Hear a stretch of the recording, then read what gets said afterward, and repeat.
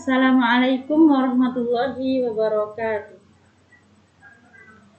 Bismillahi wassalatu wassalamu ala rasulillah wa ala alihi wa sahbihi wa mawalah wa la hawla wa la quwata illa billah.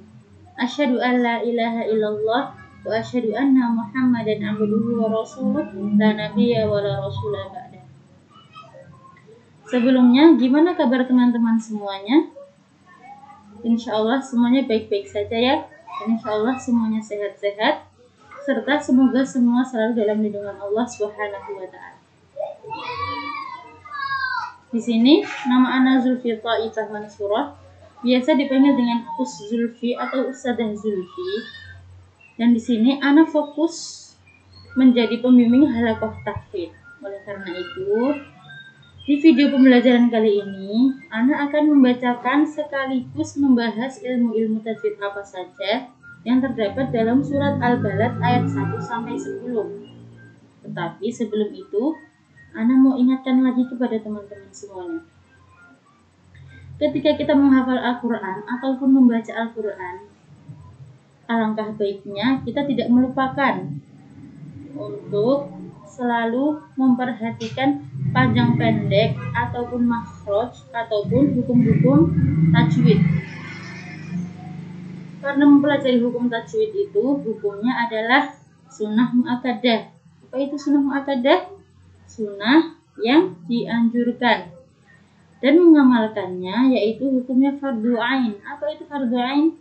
Fardhu ain yaitu wajib.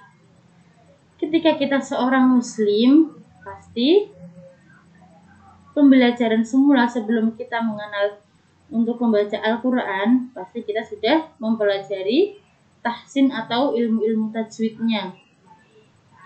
Maka dari itu, mari mulai sekarang kita sama-sama saling mengamalkan apa yang sudah kita pelajari. Mari kita sama-sama untuk saling mengamalkan ilmu tajwid ketika kita membaca Al-Quran ataupun menghafalkannya, agar kita tidak termasuk orang-orang yang lupa. Nah, mulai sekarang semangat untuk terus belajar, memperbarui bacaan dan memperbagus ataupun membenarkan bacaan kita. Dan sekarang anak akan bacakan surat Al-Balad ayat 1-10, kemudian kita akan bahas bersama-sama ilmu-ilmu tajwid dan hukum-hukum tajwid apa yang ada di dalam surat Al-Balad ayat 1-10. Oke, sekarang anak bacakan. A'udzu billahi minasy syaithanir rajim. Bismillahirrahmanirrahim. La uqsimu bihadzal balad wa anta hillum bihadzal balad wa walidin wa ma walad laqad khalaqnal insana fi kabad ayahsabu an lan yaqdiru alaihi ahad yaqulu ahlaktu malan lubada ayahsabu an lam yarahu ahad alam naj'al lahu 'ainain wa lisanan wa syafatain wa hadainahun najdain. Alhamdulillah Quran. Ana telah membacakan Quran surat Al-Balad ayat 1-10 dan sekarang waktunya kita untuk membahasnya bersama-sama. Oke, kita mulai dari ayat 1. La uqsimu bihadzal balad. La uqsimu bihadzal balad. Di situ ada la, ana baca 5 harokat. Kenapa? Karena di situ la panjang itu dihukumi dengan mad jaiz munfasil. Apa itu mad jaiz munfasil? Mad jaiz munfasil yaitu ketika ada mad bertemu dengan hamzah tetapi di lain kalimat. Maka dari itu dibacanya sampainya panjang. Maka dari itu dibaca panjang sampai 5 harokat atau 5 ketukan. Coba kita praktekkan. La uqsimu, la uqsimu. Kemudian kita lanjut ke uqsimu. Di situ ada huruf qaf sukun dan dia berada di tengah-tengah kalimat. Hukum apa itu? Yaitu qalqalah. Apa itu qalqalah? Qalqalah artinya memantulkan. Adapun huruf qalqalah itu ada 5, yaitu baju di toko, ba, jim, dal, po, sama qaf. Itu adalah huruf qalqalah. Adapun qalqalah itu dibagi menjadi dua jenis qalqalah, yaitu qalqalah sugro dan qalqalah kubro. Qalqalah sugro yaitu memantulkan dengan ringan saja dan dia itu berada di tengah-tengah kalimat. Adapun qalqalah kubro yaitu memantulkan dengan kuat atau hebat dan dia terletak di akhir kalimat. Prakteknya coba kita lihat di uqsimu. Kata uqsimu di situ ada qaf sukun, tapi dia berada di tengah-tengah kalimat. Berarti dia dihukumi dengan qalqalah sugro. Cara membacanya yaitu dengan memantul ringan saja. Coba kita praktekkan. Uqsimu, uqsimu, uqsimu. Ketika ada yang membaca uqsimu, uqsimu, itu salah. Yang benar yaitu uqsimu, uqsimu. Ketika ada yang baca uqsimu, uqsimu, salah ya teman-teman.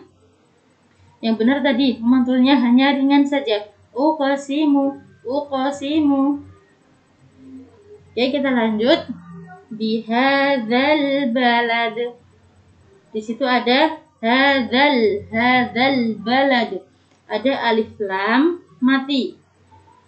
Seringnya kebanyakan anak dapati pada anak-anak ataupun yang lain itu alif lam itu terdapat suara yang mantul. Padahal dia bukan termasuk huruf qalqalah. Tadi huruf qalqalah tadi apa aja? Baju di toko. Sedangkan itu adalah huruf alif dan lam. Biasanya terdengar seperti ini. Hadzal balad, hadzal balad, hadzal. Di surat lain Rabbil alamin, Rabbil alamin. Salah. Itu namanya memantul. Padahal huruf lam itu bukan termasuk huruf qalqalah. Jadi bacanya harus gimana? Hadzal balad, hadzal balad. Diberikan haknya masing-masing. Hadzal balad tanpa memantul. Oke, kita lanjut. Al balad, al balad. Di situ al balad ada dal di akhir kalimat dan dia berharokat waqaf atau mati atau sukun. Maka cara membacanya yaitu memantulkan dengan kuat. Seperti gimana? Al balad, al balad. Salah jika al balad, al balad. Salah ya. Yang benar al balad, al balad. Coba kita ulang dari awal. La uqsimu bihadzal balad, hadzal balad. Bisa dipahami ya teman-teman? Kemudian kita lanjut ke ayat selanjutnya. Wa anta hillum bihadzal balad. Anta di sini ada nun sukun bertemu dengan huruf ta. Hukumnya apa? Ketika ada pertemuan nun sukun atau tanwin bertemu dengan huruf ta, yaitu dihukumi dengan ikhfa hakiki. Ikhfa hakiki apa? Ikhfa hakiki? Ikhfa hakiki artinya yaitu samar. Samar itu seperti menambahi huruf eng. Coba kita praktekkan. Anta. Ketika kita menginjakkan kaki di huruf nun sukun, maka disitulah kita langsung persiapan memasuki huruf ta. Anta, anta, anta. Dan seperti terdengar huruf eng. Coba kita praktekkan. anta, ya teman-teman. Kemudian kita lanjut hillu. Di situ ada huruf H yang biasanya Ana dapati kebanyakan anak-anak itu dia disamakan dengan huruf Kho. Jadi bisa tertukar dengan huruf Kho ataupun H. Kalau H itu makhrajnya adalah di tenggorokan bagian tengah, maka dia harus mulus, halus, dan sifatnya adalah hamas mengalir. Seperti ini. Ha. Ini kebanyakan anak temui Kho atau H. Dia diberatkan atau dikotorkan. Padahal huruf H sendiri itu adalah mengalir dengan halus. Ha. Kemudian hilum bihada. Di situ ada lum bihada, ada dhammah tanwin bertemu dengan ba. Adapun hukumnya ketika ada nun sukun atau tanwin bertemu dengan huruf ba, yaitu dihukumi dengan iqlab. Iqlab yaitu menambahi huruf mim di antara tanwin atau nun sukun dengan huruf ba, seperti menambahi huruf mim. Coba kita praktekkan. Hilum bihada. Kemudian terakhir al-balad. Jangan lupa di situ ada alif lam mati dan dal sukun di akhir kalimat. Alif lam tidak boleh memantul. Yang dipantulkan adalah huruf dal yang terakhir karena dia termasuk huruf qalqalah. Coba kita praktekkan dari hilum bihadzal balad. Kita ulang dari ayat yang kedua. Wa anta hillum bihadzal balad. Kemudian kita lanjut ayat ketiga. Wa walidin wa ma walad. Wa walidi. Itu ada lidiu wa ma. Ada lidiu. Apa itu hukumnya? Yaitu apabila ada nun sukun atau tanwin bertemu dengan huruf idgham bi gunnah. Apa saja huruf idgham bi gunnah? Ya, nun, mim, dan waw. Di situ ada waw. Maka dia dihukumi dengan idgham bi gunnah, yaitu memasukkan dengan mendengung. Coba kita praktekkan. Wa walidi wa ma walad. Wa walidi wa ma walad. Oke, bisa dipahami ya teman-teman? Kemudian kita lanjut ke ayat 4. Laqad khalaqnal insana fi kabad. Laqad khalaqna. Di situ ada dua qalqalah di tengah-tengah kalimat, yaitu huruf laqad, dal sukun, dan khalaqna, qaf sukun. Dua-duanya dihukumi qalqalah sugro karena berada di tengah-tengah kalimat. Jangan lupa ya kawan-kawan, dibaca dengan memantul ringan saja. Kemudian kita lanjut ke khalaqnal insana. Di situ ada pertemuan antara nun sukun atau tanwin bertemu dengan huruf sin. Teman-teman tahu dihukumi apa? Yaitu dihukumi dengan ikhfa hakiki. Apabila ada nun sukun atau tanwin bertemu dengan huruf ikhfa, yaitu disamarkan atau seperti ketambahan ang. Kita praktekkan. Insana khalaqnal insana fi kabad. Insana. Gitu ya teman-teman. Kita ulang ayat keempat. Laqad khalaqnal insana fi kabad. Laqad khalaqnal insana fi kabad. Kita lanjut ayat ke-5. Ayahsabu allai yaqdiru alaihi ahad. Di situ ada ayahsabu huruf H. Jangan lupa dia harus bersih dan hamas mengalir. An lai yaqdiru. Di situ ada nun sukun bertemu dengan huruf lam. Apa itu hukumnya? Yaitu idgham bila gunnah.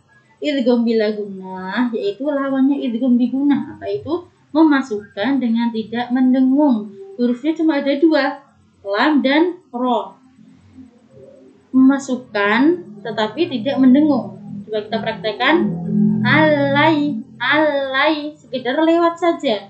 Alai, kemudian lai yaqdira, beda lagi. Kali ini adalah idgham bi gunnah, yaitu memasukkan dengan mendengung. Coba kita praktekkan. Lai yaqdira, lai yaqdira, beda dengan alai yaqdira. Jadinya yang didengungkan yaitu pertemuan antara nun sukun dengan ya. Kita ulang dari awal ayat kelima. Ayah sabu allai yaqdiru alaihi ahad. Kita lanjut ayat ke-6. Yaqulu ahlaktu malal lubada. Yaqulu ahlaktu malal lubada. Di situ ada malan lubada. Ada pertemuan tanwin bertemu dengan huruf lam. Malal lubada seperti tadi anlan, yaitu dihukumi dengan idgham bila gunnah, yaitu dengan memasukkan tanpa mendengung. Malal lubada tanpa ditekan, tanpa dengung. Yaqulu ahlaktu malal lubada. Kita lanjut ke ayat selanjutnya. Yaqulu ahlaktu malal lubada ayah sabu alam yarahu ahad. Ayah sabu alam yarahu ahad. Ayah sabu alam. Ada lagi pertemuan antara nun sukun dengan lam. Seperti tadi ya, idgham bila gunnah, memasukkan tanpa mendengung. Kemudian lam yarahu. Di situ ada mim sukun bertemu dengan huruf selain mim dan ba, yaitu dihukumi dengan izhar syafawi. Apa itu izhar syafawi? Ketika ada pertemuan antara mim sukun bertemu dengan huruf selain mim dan ba. Cara membacanya yaitu tanpa mendengung. Bisa dipahami ya teman-teman? Kemudian kita lanjut.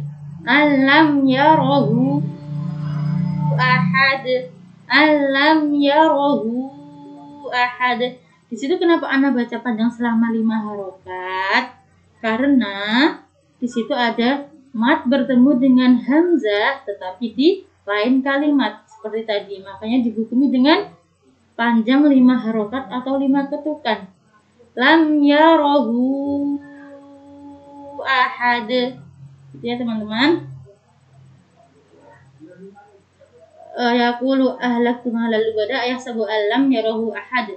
Kemudian kita lanjut. Alam naj'al lahu 'ainain. Itu ada alam naj'al lahu. Alam naj'al. Ketika ada mim sukun bertemu dengan huruf nun. Pengertiannya seperti tadi.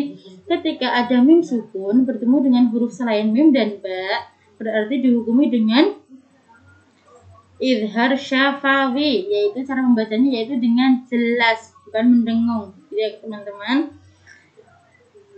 Alam naj'al lahu 'ainain. Kemudian kita lanjut.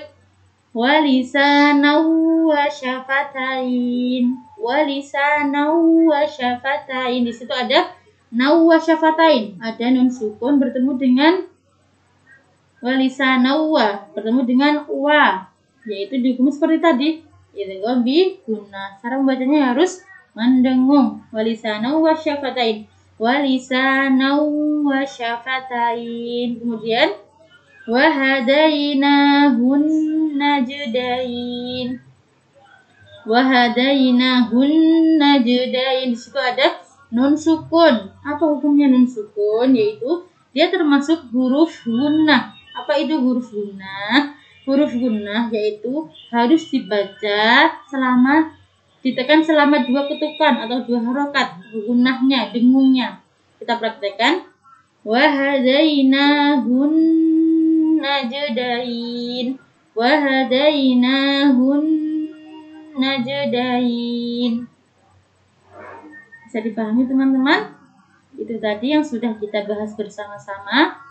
Hukum tajwid dan makhraj atau panjang pendek yang ada dalam surat Al-Balad ayat 1 sampai 10. Mungkin sampai sini pembahasan kita. Semoga bisa bermanfaat untuk kita semuanya, terutama untuk anak sendiri dan untuk teman-teman, agar bisa belajar bersama-sama mengenai ilmu tajwid dan panjang pendek serta makhraj yang ada di dalam Al-Quran. Mungkin cukup sekian dari Ana. Maaf apabila ada salah kata atau yang lain. Jika ada baiknya itu datang dari saya. Jika ada baiknya itu datang dari Allah, serta jika ada salahnya itu datang dari Ana pribadi. Wa akhiru da'wana anil hamdulillahirabbil alamin. Wabillahi taufiq wal hidayah. Wassalamualaikum warahmatullahi wabarakatuh.